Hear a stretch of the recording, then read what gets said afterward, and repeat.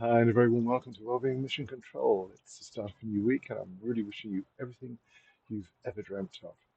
But there's a strange trend in our world today where we're encouraged to think a little bit more about what we need on an individual basis. It's perfectly normal.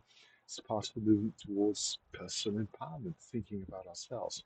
And it's kind of summed up with a simple expression.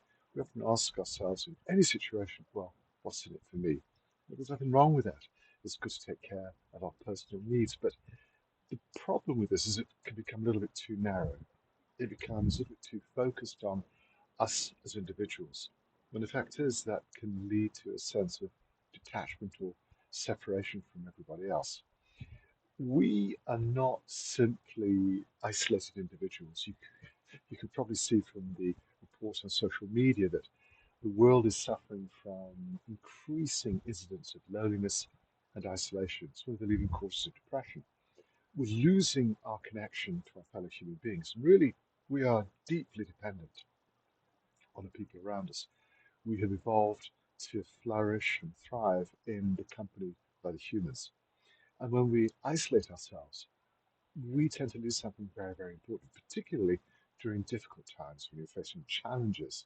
We really need to have supportive, helpful people around us. It makes an enormous difference to the quality of our lives.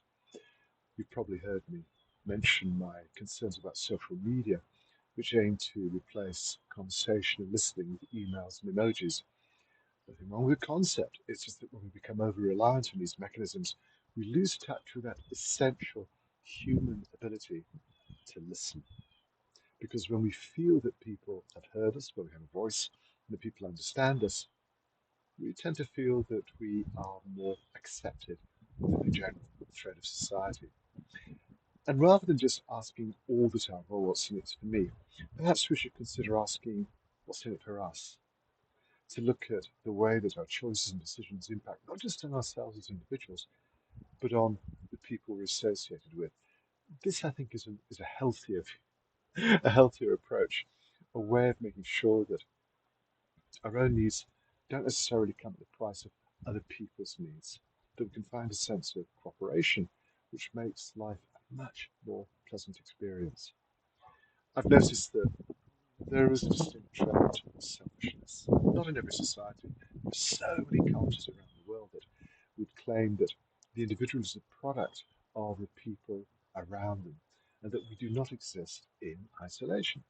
So, with that in mind, let's be prepared to expand our sense of self to the point where we realize that we are the product of the interconnections we share with everyone else.